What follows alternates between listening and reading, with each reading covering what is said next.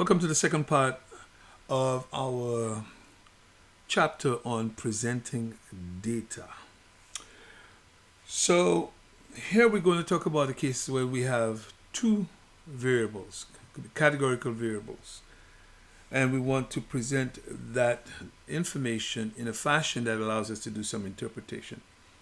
We could actually have either categorical variables or quantitative variables, and in both situations we have a number of tools that we can use. So we will look at summarizing data for categorical variables into what we call a cross-tabulation table. We could do the same for quantitative variables. And then we could also do the sort of scatter diagrams and so forth that we can do when we have two quantitative variables. Look for a pattern in terms of their relationship, whether they might have some kind of linear relationship, and so on. All right? It's kind of like a precursor to when we are drawing trend lines or doing what we call linear regression later on in the course. So let's talk a little bit about the idea of summarizing data for two variables using tables. So we may have a situation where a manager is interested in tabular and graphical methods that will help to understand the relationship between two variables. So cross-tabulation is a method for summarizing the data for two variables. Cross-tabulation can be used when one variable is categorical and the other is quantitative. Both are categorical, or both variables are quantitative. So let me just give you an example of what that looks like. What if we talk about people in terms of their age? Or I might say, general age. We could say, okay, you are a youth, right? You are an adult, and then you're a senior. If we use those categories. And then we could say, let's look at preference for entertainment. We could have movies, sports, music, right? So those are your variables right here. So these are categories.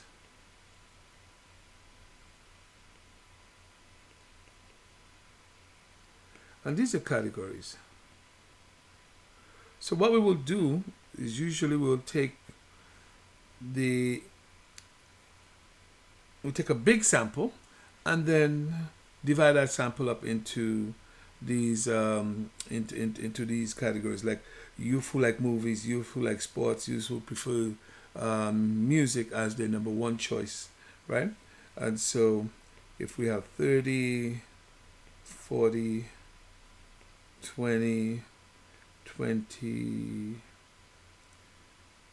let's say 40, 40, 60, 60, 30,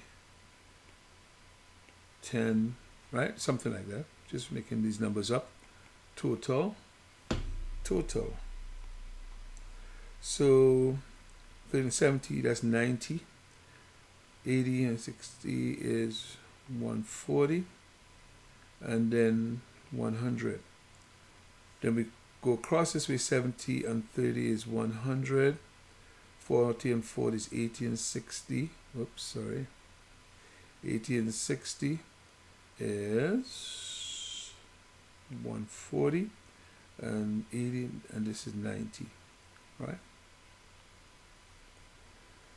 So if we look at that, we could start to say a number of things, such as most youth prefer sports for their number one form of entertainment. Adults prefer music, and we could say seniors, according to this data, prefer sports as their main form of entertainment. We could do calculations where we do what we call either row percentages or column percentages. So an example of a row percentage would be to say, among the folks who like movies, 30% of them are seniors, the 30 over the 100. right?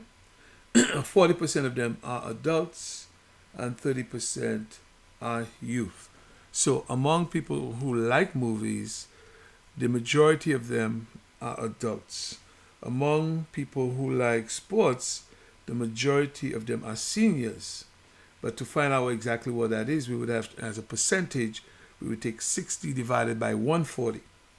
And then we could say among those who like music, adults are, the ones in the majority. So therefore 60 over 90, which I think turns out to be 2/3, 66%, or 66.67%, like music as the number one choice. We could also look at the data vertically. So that's column percentages now versus the row percentages. We could look at things row by row.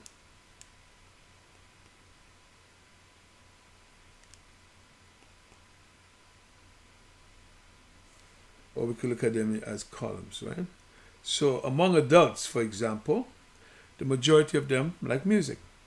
And then we could determine what percentage that is in terms of a column percentage. That would be 60 over 140.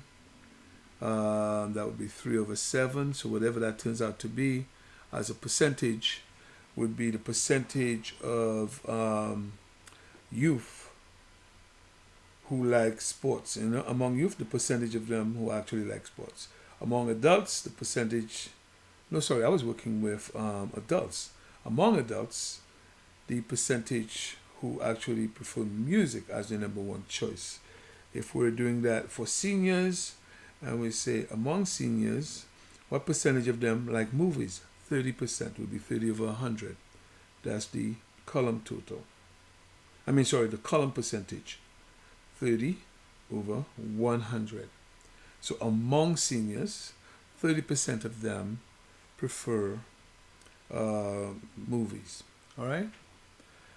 So I've just demonstrated for you how we could actually use cross tabulation, which is what we call this, to make sense of the data. All right? And then we could say what percentage of all the people that we surveyed are adults and like movies. Well, in that case, we would have to add all of those up, which would be 230, it would be 330. And the percentage of everyone surveyed that adults and like movies would be 40 over 330. Right? So 4 over 33, whatever that turns out to be, would be the percentage of adults who like movies among all adults and like movies. So let's see an example that's given to us here. So here we have this example, 5 Finger Lakes homes. The number of Finger Lakes homes sold for each style and price for the last 2 years is shown below. Colonial, log, split, A-frame. So that's the home style. And then the price under 250,000 and over 250,000. We have a total of 55 of them are under 250,000 and 45 of them over 250,000. And then 30 of them are colonial, 20 are log, 35 split, and 15 A-frame. So you could see the majority of the homes are split level, 35. So 35% of the homes sold are actually split. 30% are colonial, 15% are A-frame. All right? And then if we actually went for the row percentages, then if we wanted to know among those homes that are less than 250,000, what percentage of them are colonial, then you would have to take the 18 and divide it by 55. Right? So 18 divided by 55 would tell us among those that are sold for under 250,000, the percentage of them that are colonial. All right? And we could repeat that and say, among those that are sold for over 250,000, what percentage of them are colonial? Will be the 12 over 45. 12 over 45. All right? And then we could do the same thing for column percentages. Among split level homes, what percentage of them are sold for over 250,000? So it would be the 16 divided by 35. That would be the percentage, or the fraction, and then we convert it to a percentage that would have sold for over 250,000. So some insights from the table. We have the greatest number of homes, 19, right, in the sample are split level, right? Also too, that's and is less, so priced at less than 250,000. Actually, the same is true for those priced at over 250,000. The majority of them are split level, 16 homes. Only 3 homes in the sample are an A-frame style and priced at 250,000 or more. Talking about these 3 right here. A-frame style and priced at 250,000 or more. All right? So you gain some insights into the data. Now we could convert them to row percentages, as I mentioned to you. That could be done. So to convert to row percentages, you would take the total for a row and divide each number by that row total. So 18 over 55, 6 over 55, 19 over 55, 12 over 55 will give us these values right here. All right? So if we look at the bottom one, the number here was 12 homes. So 12 homes over 45. And remember, the total number of homes over 250,000 was 45. So therefore, 45. It would be 12 over 45 will give us this value right here. Right?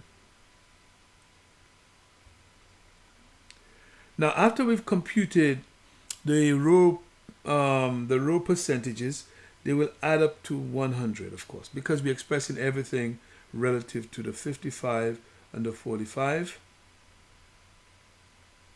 So the total percentages here will add up to 100.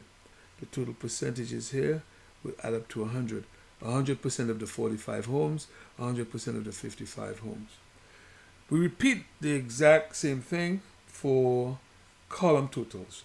But just looking at the data that we have there, we have insights where we could say 34.55% of the homes sold are split and are priced at among those that are sold for under 250,000, almost 35% of them are split level homes. 21.82% of them are A-frames. 32.73, almost 33% of them are colonial, right? And then if we look here where we do column percentages, so in this case we would take the numbers that we had before and divide it by the column total. So 12 over 30, in this case, that there were 12 homes here, there were a total of 30 homes, all right, which means that there were 18 here. And so 18 over 30 gave us the 60%. The 12 over the 30 gave us the 40%. So we would say among colonial homes, 60% of them were sold under 250,000. 40% of them were sold for over 250,000 or more. All right. So that allows us to kind of just describe the data in other ways, and we could repeat it for split or repeat it for A-frames. That among A-frames, 20% of them sold at 250,000 or more, and 80% of them sold for less than that. Okay. There is a concept called Simpson's paradox. Sometimes we might actually take 2 cross tabulations and merge them, and we have to be careful when we do that. When we merge them, the insight that we gain when we treat them separately can be different from the insight that we gain when we aggregate them. So that situation is referred to as Simpson's paradox, right? Where two or more are aggregated, two more cross tabulations are aggregated to produce a summary cross tabulation. All right. So you may say, well, what's an example of that? If we took these values from one city, and then we took the other value, another cross tabulation from another city, right? So city 1, city 2. If we then combine them and say, okay, let's take all the colonials and add them up, all of the logs, all of the split frames and so on, in those price categories, we will get a new cross tabulation. And that new cross tabulation, when you go to interpret it, may very well find some different results. All right?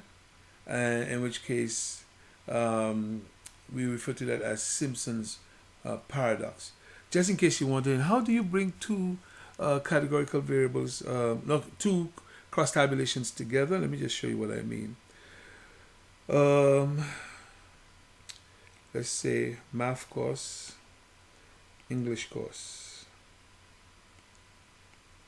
People getting A's and B's, right? 20 A's,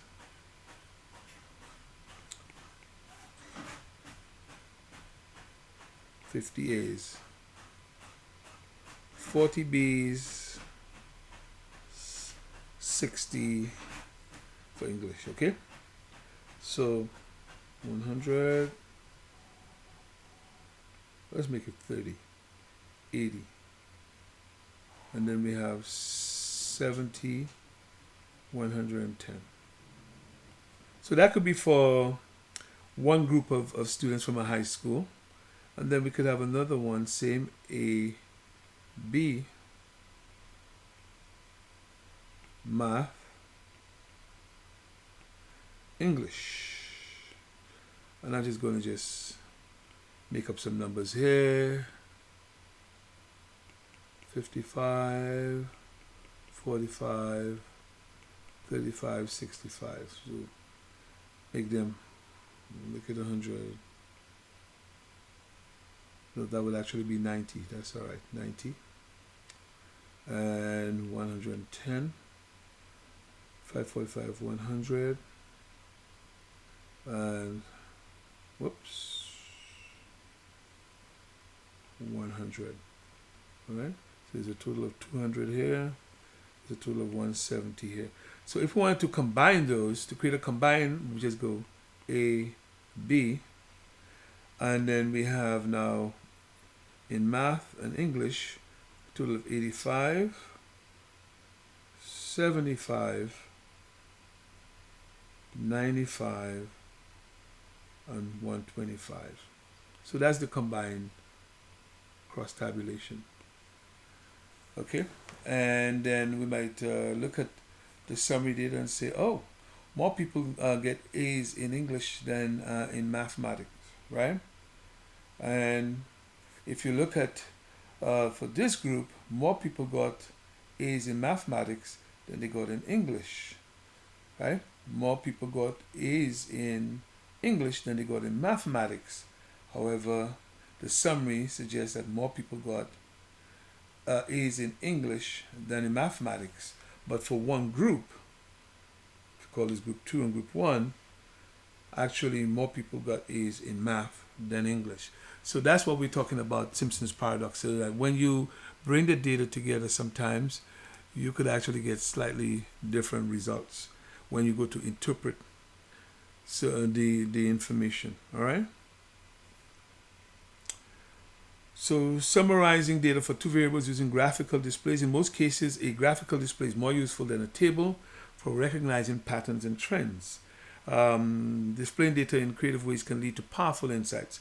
So scatter diagrams and trend lines are useful in exploring the relationship between two quantitative variables. So a scattergram is a graphical presentation of the relationship between two quantitative variables. Make sure that you know that it's quantitative. One variable is shown on the x-axis and the other on the y-axis, and sometimes we look for trends. Y, X. We say, oh, there seems to be a kind of a trend pattern here in this case. So this is our X, and so we will go Y is equal to A plus BX will be the equation of this line if we try to fit a straight line to it. So when we do the scattergram, if we see this sort of diagram right here, there's a positive relationship between those. There's a negative relationship. That means that the slope would be negative, but there seems to be no apparent relationship in this situation right here. So Panthers football team, we have the Panthers football team is interested in investigating the relationship, if any, between interceptions made and the points scored. So you see the number of interceptions and the points scored. When you plot that, it does look like there is a positive relationship between those two. Excel can help us plot, create a scattergram very quickly. All right. So insights gained from the preceding diagram. Scattergram indicates a positive relationship between the number of interceptions and the number of points scored. Higher points scored are associated with higher number of interceptions, which basically follows from this. If they're positively related, then the more interceptions, the more points. The relationship is not perfect. All the plotted points in the scatter are not on a straight line, but generally speaking, you have that kind of relationship between them.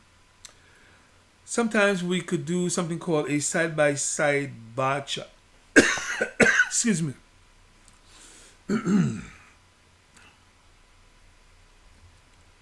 A side-by-side bar chart. So in the case when we had the cross tabulation with the homes, if we take one variable right here, colonial, and we put the 18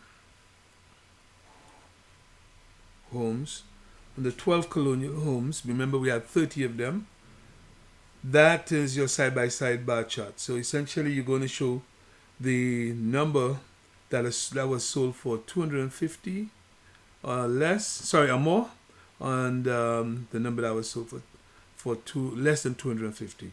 So less than 250, 250 or more. We shade them differently so we could identify them. So those are the those are the ones here that are less than 250. Sorry, greater than 50. What am I talking about?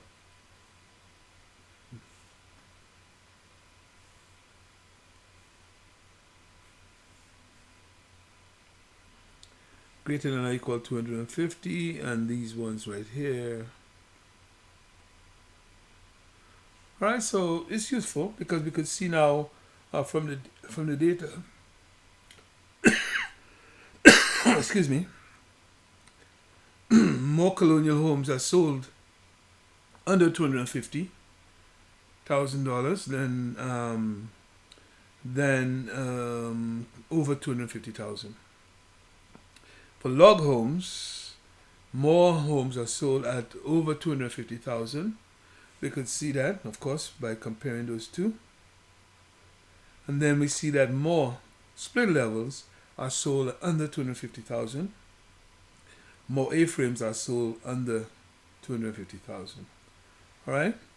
So we gain some insight there by looking at the data close to each other like that. We could also stack them one on top of the other. And it's just another way to present the data. But you could see that the gray portion here is smaller than the light gray portion. The dark gray is smaller than the light gray. But then the dark gray is larger than the light gray. So it tells us more log homes are sold at over 250,000 than under 250,000. This is almost equal, but it's not. This is slightly less than here. And so for split levels, more of them are sold at under 250,000 than over 250,000. Okay? So we call that a stacked bar chart. We could also do a stacked bar chart, but with the frequencies adding up to 100. In other words, we take the 18, for example, and the 12, And when we express that relative to the 30, right? When we express it relative to 30, then we get 60%, 40%. So that 60 and 40, if we put them one on top of the other, will add up to 100%. And so this is our 40% right here. This is our 60% right here. And all of the charts would add up to 100%. All of the bars, sorry, would add up to 100%. And so what we're doing is that we're showing the sales within each category relative to each other, but on a 100% scale. All right? And so to get that diagram, you would simply convert all of you, if you're going to present your data based on the columns, as in this case, those were our columns, then we have to determine the column percentages, right? So the percentages for columns is what we would have to do in this case, and then we could express it using this kind of a diagram, right? If we go back here, you will see where we expressed it in terms of columns, right? So you see the 60 and the 40 adding up to 100, the 30 and the 70, the 54.29 and the 45.71, 80 and 20. So those are the values that are actually used in this diagram right here. Okay, so data visualization is extremely popular with data analytics, where we are trying to show patterns in the data. So data visualization is the use of graphical displays to summarize and present information about a data set. The goal is to communicate as effectively and clearly as possible the key information about the data. So having data visuals can be very powerful, and it's useful for decision making, useful for communicating. Creating effective graphical displays is much an art as it is a science, so you got to have the right ones. Okay, so here are some guidelines. Give the display a clear and concise title. Keep the display simple. Clearly label each axis and provide the units of measure. If colors are used, make sure they are distinct colors. If multiple colors or lines are used, provide a legend that says what each color is actually for. In choosing the type of graphical display that we want, bar chart to show the frequency distribution or relative frequency distribution for categorical data. A pie chart show the relative frequency and percent frequency for categorical data. But technically speaking, if you have the percent frequency distribution for numerical data or quantitative data, using the same categories that you have in your histogram, you could actually express that as a pie chart as well. So it could also be used for quantitative data. A dot plot is used for quantitative data over its entire range. A histogram breaks the data up into classes and then show the relative frequencies for each of the classes. And a stem and leaf display to show both the rank order of the values, but also the distribution and shape of those values as well. So it retains all of the original values in the distribution. So displays used to make comparisons, in this case the side-by-side bar chart and then the stacked bar chart are the ones that we can use. When we have two quantitative variables to show relationships, we would use the scattergram and a trend line to approximate the relationship, only if there appears to be a linear relationship between the two variables. All right? If there does not appear to be a linear relationship, we do not go and fit a trend line to it. And finally, there's this concept called a data dashboard. Well, a data dashboard, organizations tend to use them to present information on key metrics that are important to them and to communicate it very quickly. So a data dashboard is widely used as a visualization tool, a data visualization tool. It organizes and presents key performance indicators, KPIs, used to monitor an organization's performance, right? It provides timely summary information that is easy to read, understand, and interpret. Some additional guidelines include minimize the need for scrolling the screen, avoid unnecessary use of color or 3D displays, and use borders between the charts to improve readability. So here's an example of a data dashboard: call volume, time breakdown, this shift, unsolved cases beyond 15 minutes, call volumes by office, and time to resolve a case. So whatever that is, if that's for call center, these are some of the metrics that they're interested in. And you would update that. One of the things that you would want to be able to do is to update this data in almost real time, so managers could see what's going on and that they could actually make some decisions about improving the system. So to summarize, we have data. Data can be categorical or quantitative. And then we could take the categorical data and develop tabular displays, in which case we have a frequency distribution, percent frequency distribution or relative distribution, and then cross tabulation. Over here, if we are working still with categorical data, we could present it as a bar chart, a pie chart, side-by-side bar chart, and a stacked bar chart. All right.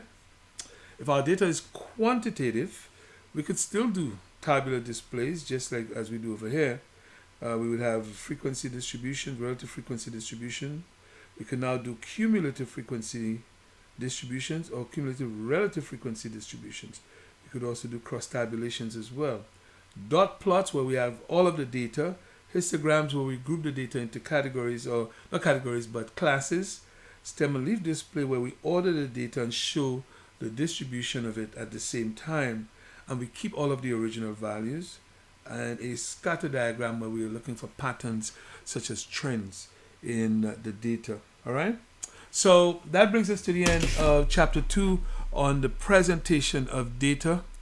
And data presentation is just as important as data gathering. So when we gather data, it's not enough. We have to make the data tell us something. And the way in which we do that is by making sure that we can create images or pictures or visualizations that tell a story.